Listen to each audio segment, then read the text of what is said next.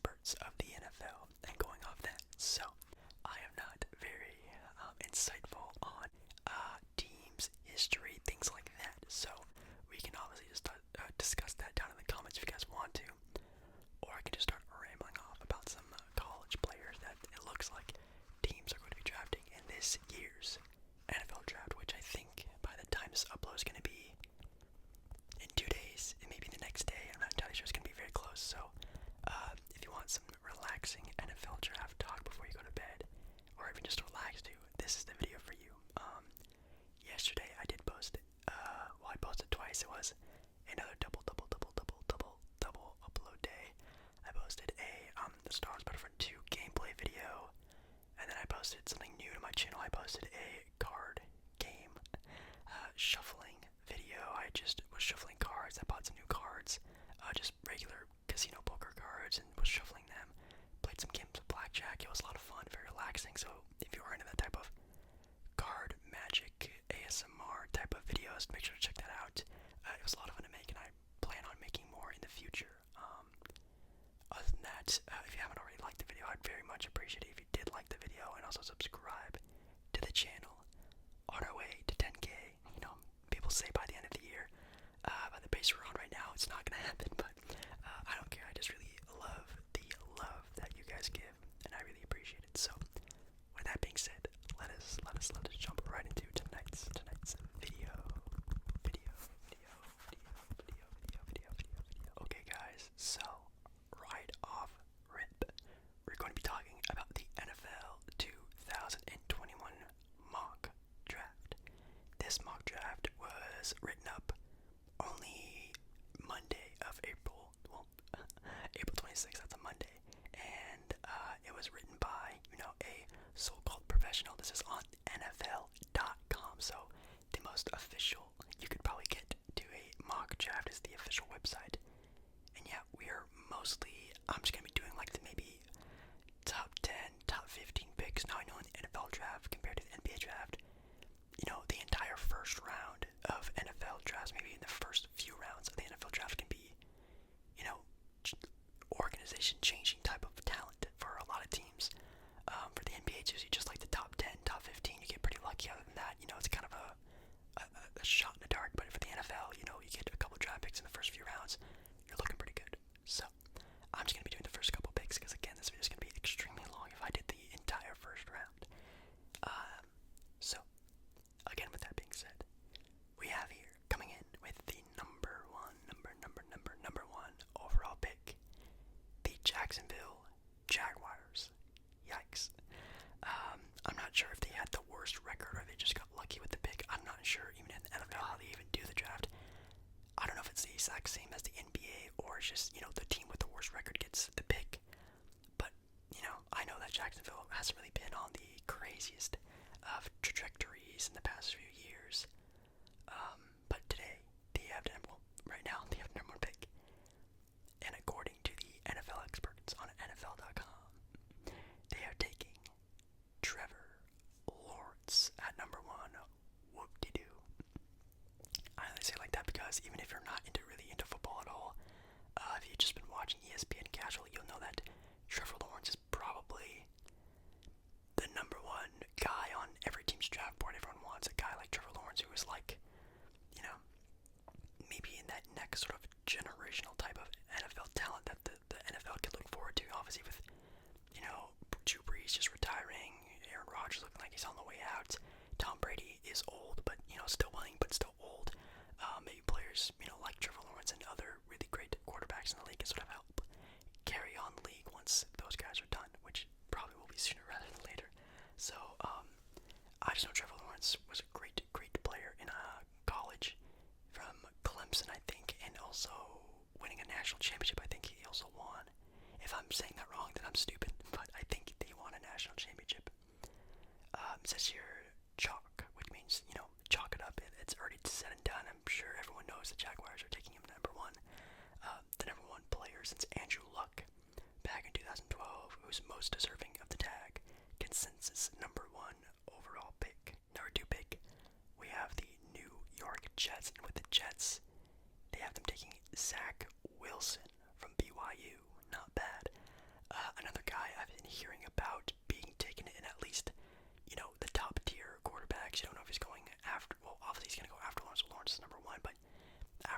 Lawrence, it's whatever team's favorite pick is gonna be the next pick, and it looks like the Jets are looking for another, again, a good young quarterback, and Zach Wilson looked pretty good this year in college from what I'm reading. He's also 21 years old, which is really nice. Yeah, and I think BYU,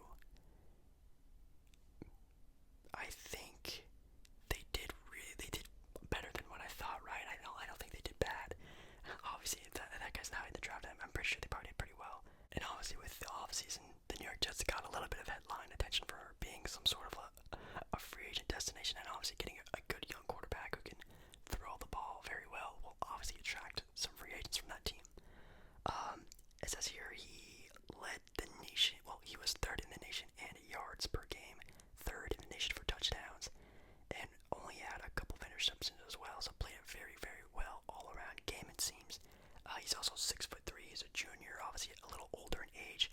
I think Trevor Lawrence was maybe I don't think he was a freshman. He was a little bit later, I think, than that. But obviously, getting an older player in football might be a little bit better than in basketball. You get a freshman, he's coming out of the league instantly. You know what I mean? So I think it's a really good, solid pick for the Jets, at least in my opinion.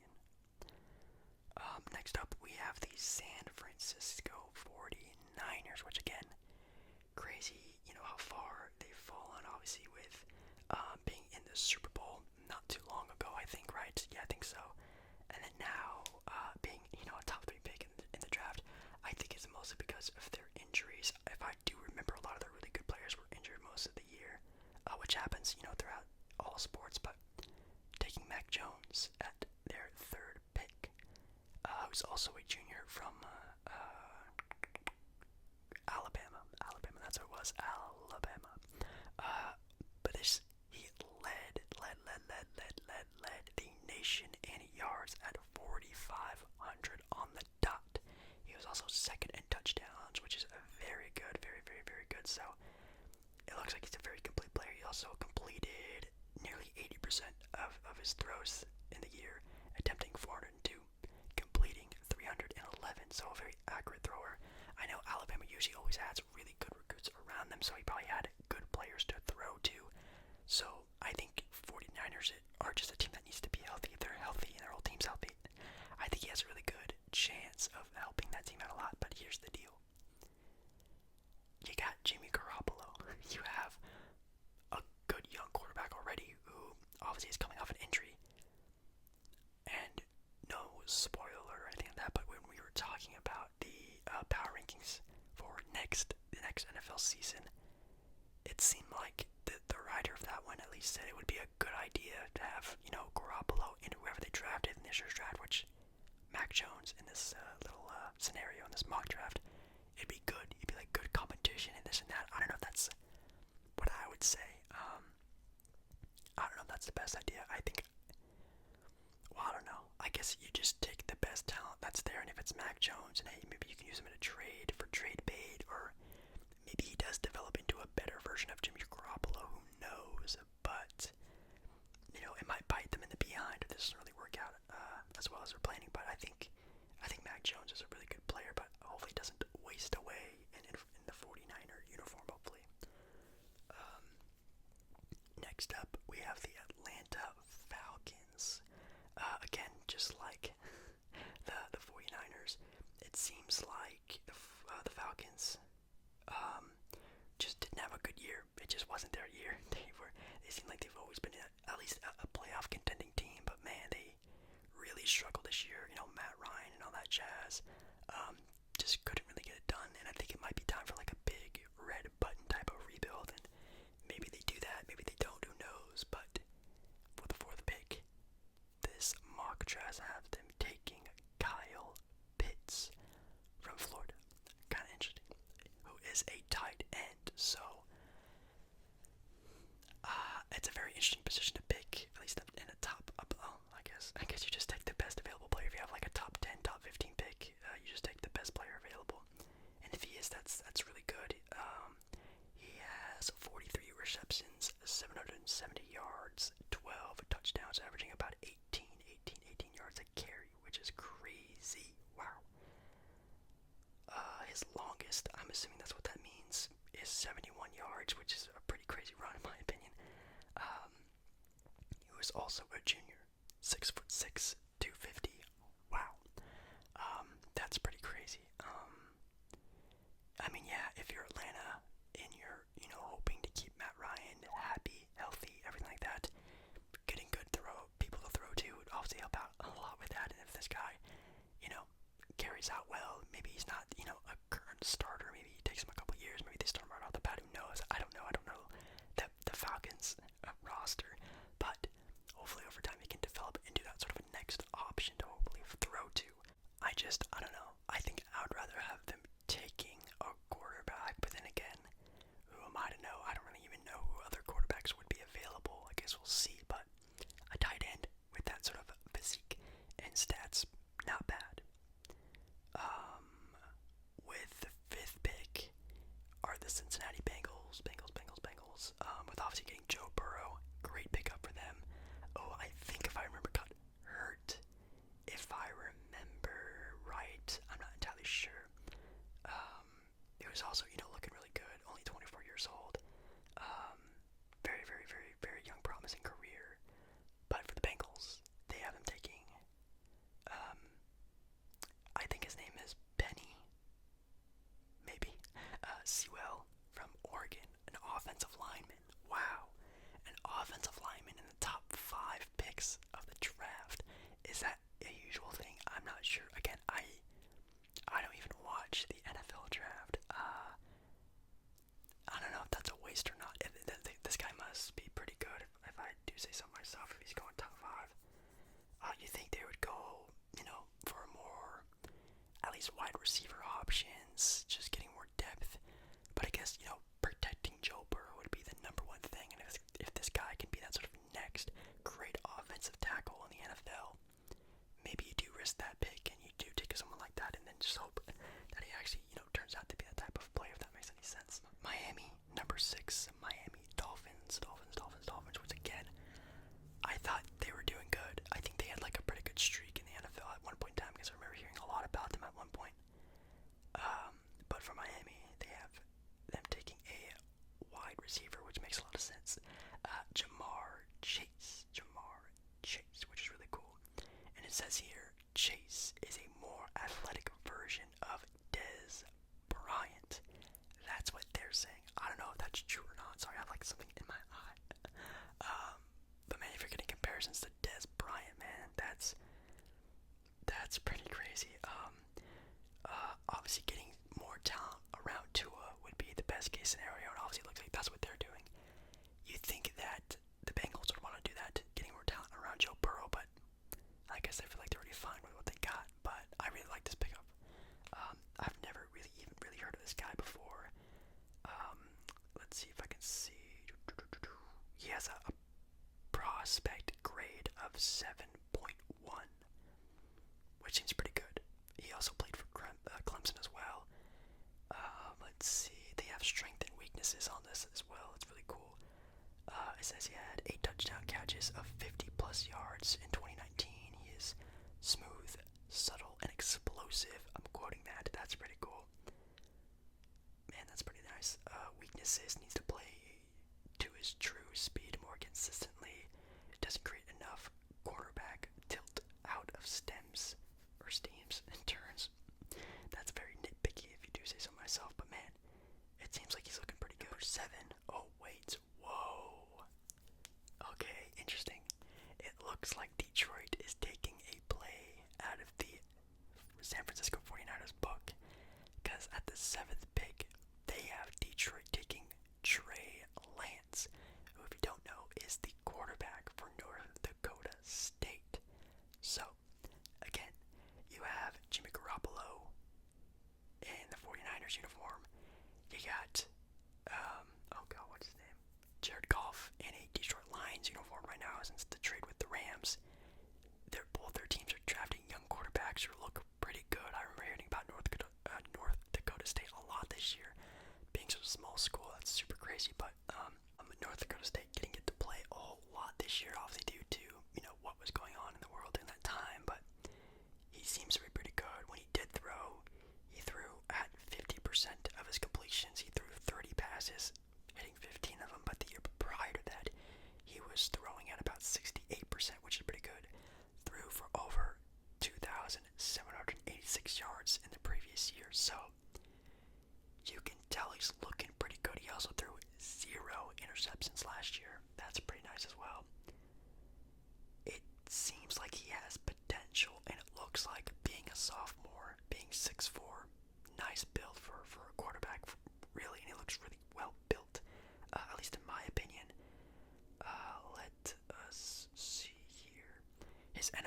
comparison is Josh Allen, which is also a pretty nice quarterback if you're asking me.